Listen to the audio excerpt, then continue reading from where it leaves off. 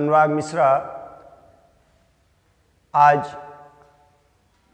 जैसा कि मैंने कल आपको बताया था कि जो नेक्स्ट टॉपिक है structure and function of ribosomes, endoplasmic reticulum and Golgi complex, यानी राइबोसोम, अंतःप्रद्रव्य जालिका तथा गोल्गी काय की संरचना एवं कार्य।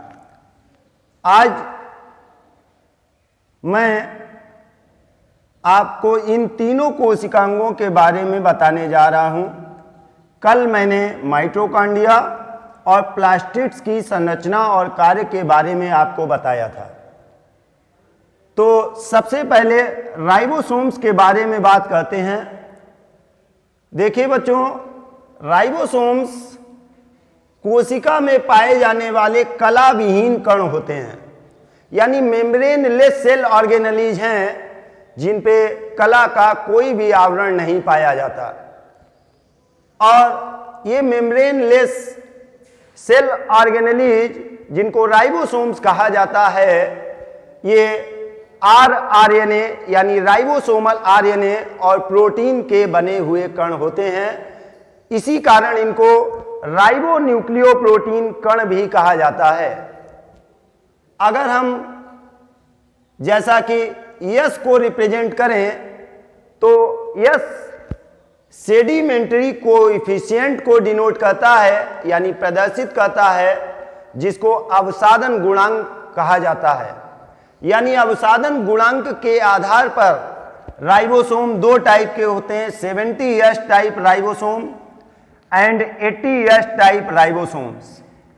70S टाइप राइबोसोम्स जो हैं वो प्रोकैरियोटिक कोशिका में और यूकैरियोटिक कोशिकांग माइटोकॉन्ड्रिया और हरित लवक में पाए जाते हैं, जबकि 80S राइबोसोम्स यूकैरियोटिक कोशिका में साइटोप्लाज्म के अंदर स्वतंत्र रूप से पाए जाते हैं और बंधी हुई अवस्था में अंतःप्रद्रव्य जालिका की सतह पर पाए जाते हैं।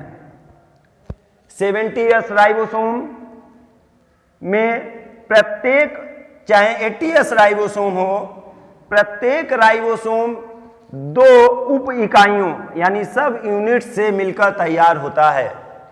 70S राइबोसोम में जो स्मॉल सब यूनिट होती है वो 30S की होती है और जो लार्ज सब यूनिट होती है वो 50S की होती है, जबकि 80S राइबोसोम में जो स्मॉल सब यूनिट है वो 40S की होती है और लार्ज सब यूनिट 60S की होती है। जब आप इन दोनों सब यूनिट के सेडिमेंट्री कोएफिशिएंट को जोड़ेंगे तो 80S बनता है और 80S राइबोसोम में अगर दोनों सब यूनिट की सेडिमेंट्री कोएफिशिएंट को जोड़ेंगे तो 100S बनता है। ये दोनों सब यूनिट आपस में एक दूसरे से जुड़ी रहती हैं। कब जुड़ी रहती हैं? जब, जैसा कि ये सेल में दिखाया गया है, साइटोप्लाज्म में ये राइबोसोम्स पाए जाते हैं। जब प्रोटीन का संश्लेषण कोशिका के अंदर स्टार्ट होता है उस समय राइबोसोम्स की ये दोनों सब यूनिट अलग अलग हो जाती हैं। क्यों? क्योंकि कोशिका द्रव्य या साइटोप्लाज्म में मैग्नीशियम आयन की सांद्रता कम हो जाती है। यानी जो मैग्नीशियम आयन है, Mg2 पॉजिटिव आयन, वो इन दोनों यूनिट को बांधे रखने का काम करते हैं और जब मैग्नीशियम आयन की सांद्रता कम हो जाती है तो ये दोनों उप इकाइयाँ 70S राइबोसोम की और 80S राइबोसोम की अलग अलग हो जाती हैं। इसके बाद राइबोसोम्स के कार्यों की बात करते हैं तो राइबोसोम्स प्रोटीन संश्लेषण के केंद्र बिंदु के रूप में कार्य करते हैं। अर्थात प्रोटीन संश्लेषण की जो क्रिया संपन्न होती है वो राइबोसोम के ऊपर ही संपन्न होती है।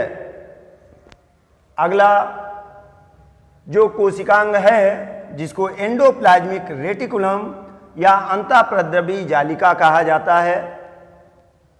अंतःप्रद्रव्य जालिका की बात करें तो ये डायग्राम में अंतःप्रद्रव्य जालिका को आपको दिखाया जा रहा है।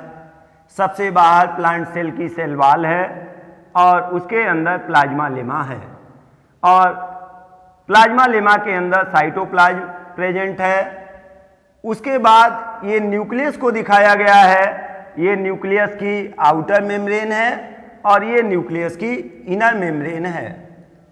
अब अगर हम अंतःप्रद्रव्य जालिका या एंडोप्लाज्मिक रेटिकुलम की बात करते हैं तो हम देखते हैं कि आउटर न्यूक्लियर मेम्ब्रेन और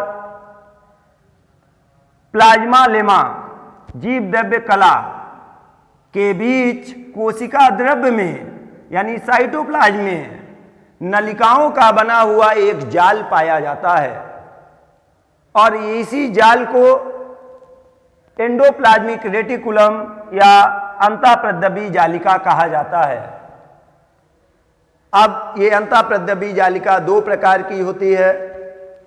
एक स्मूथ एंडोप्लाज्मिक रेटिकुलम जिसको सपाट अंतःप्रद्रव्य जालिका कहा जाता है और दूसरा रफ एंडोप्लाज्मिक रेटिकुलम जिसको कणिकामय अंतःप्रद्रव्य जालिका कहा जाता है। अगर हम इन दोनों की बात करें तो राइबोसोम्स की उपस्थिति के आधार पर अंतःप्रद्रव्य जालिका दो प्रकार की होती है। एक वह अंतःप्रद्रव्य जालिका जिसके ऊपर राइबोसोम्स नहीं पाए जाते उसको स्मूथ एंडोप्लाज्मिक रेटिकुलम कहते हैं और जिसके ऊपर राइबोसोम्स पाए जाते हैं उसको रफ एंडोप्लाज्मिक रेटिकुलम कहा जाता है। अब हम एंडोप्लाज्मिक रेटिकुलम के फंक्शन यानी कार्यों के बारे में बात करेंगे। अगर हम एंडोप्लाज्मिक रेटिकुलम या अंतःप्रद्रव्य जालिका के कार्य देखें तो पहला काम जो है स्मूथ एंडोप्लाज्मिक रेटिकुलम यानी सपाट अंतःप्रद्रव्य जालिका यह लिपिड यानी लिपिड संश्लेषण में भाग लेती है। लिपिड को वसा भी कहते हैं अर्थात ये वसा के संश्लेषण में भाग लेती है। जबकि इसका दूसरा कार्य जिसमें रफ एंडोप्लाज्मिक रेटिकुलम भाग लेती है, यह रफ एंडोप्लाज्मिक रेटिकुलम जो होती है वो प्रोटीन संश्लेषण में भाग लेती है अर्थात इसके द्वारा प्रोटीन संश्लेषण की क्रिया संपन्न होती है।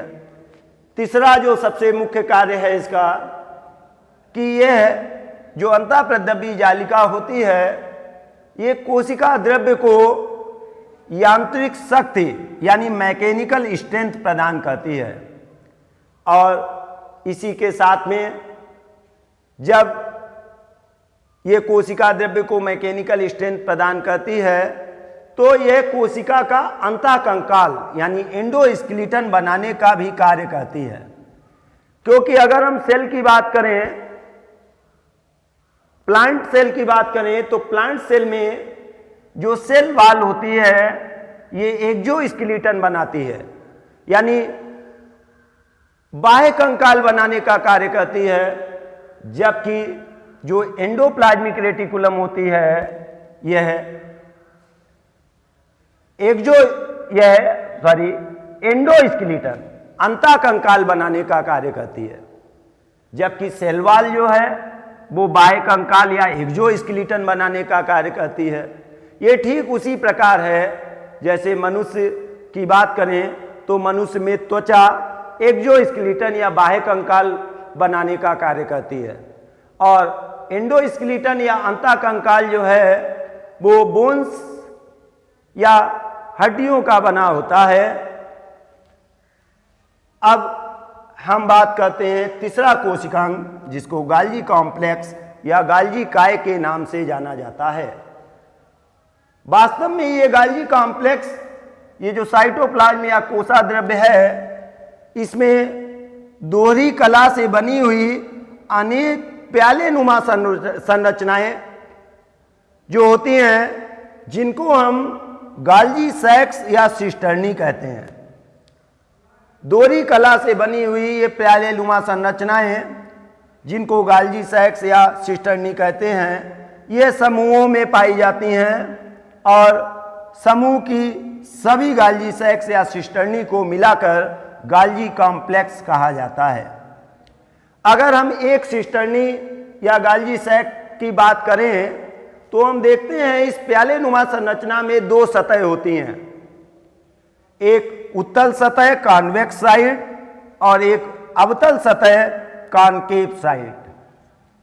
जो कॉन्वेक्स साइड या उत्तल सतह होती है वो हमेशा न्यूक्लियस यानी केंद्रक और एंडोप्लाज्मिक रेटिकुलम यानी अंतःप्रद्रव्य जालिका की तरफ होती है, और कॉनकेव साइड की अगर हम बात करें तो वो हमेशा प्लाज्मा लेमा या जीव द्रव्य कला की तरफ रहती है।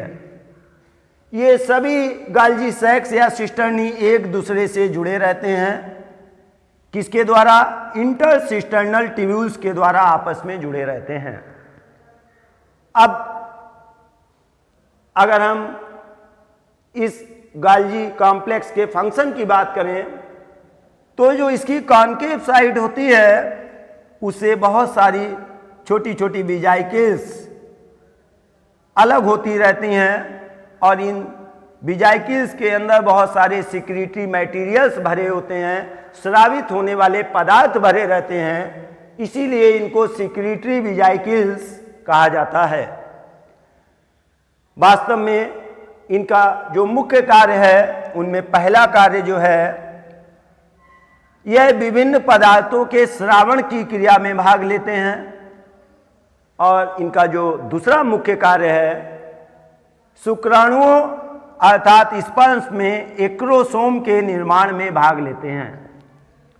एक्रोसोम शुक्राणु के शीर्ष के ऊपर पाई जाने वाली वह संरचना होती है जो गाल्जी कॉम्प्लेक्स के द्वारा बनाई जाती है। जैसा कि शुक्राणु को आप देख रहे हैं, इसमें दो पार्ट होते हैं, हेड और टेल। हेड के ऊपर एक्रोसोम पाया जाता है। निषेचन के समय जब अंडाणु की भित्ति को शुक्राणु के द्वारा विभेदित किया जाता है तब इस एक्रोसोम के द्वारा अंडाणु की भित्ति को तोड़कर स्पर्म अंडाणु में प्रवेश करता है, अर्थात एक्रोसोम निषेचन यानी फर्टिलाइजेशन के समय कार्य करता है, यानी निषेचन या फर्टिलाइजेशन की क्रिया में सहायता प्रदान करता है। इन तीनों टॉपिक को आज मैंने डिस्क्राइब किया है। नेक्स्ट टॉपिक में कल नेक्स्ट डे मैं आपको सेल डिवीजन का टॉपिक बताऊंगा, और आप सभी से मेरा अनुरोध है कि ये सभी इंफॉर्मेशन जो आपको दी जाती है ये बहुत ही लिंक से हटके इंफॉर्मेशन दी जाती है। आप जनरली सामान्य वीडियो जितने भी आते हैं उन सब में आपको इतनी लेटेस्ट इंफॉर्मेशन शायद ही मिल पाए। आप सभी से हमारा अनुरोध है कि इस टॉपिक को आप अधिक से अधिक लोगों तक पहुंचाएं। इसके लिए हम आपको बताएं, हमारे कॉलेज का चैनल SGM SSIC, इस लिंक से आप हमारे कॉलेज का चैनल खोल सकते हैं। ज़्यादा से ज़्यादा इस चैनल को सब्सक्राइब करें और अपने ग्रुप में शेयर करें। आज के टॉपिक को हम यहीं पे विराम देते हैं। धन्यवाद।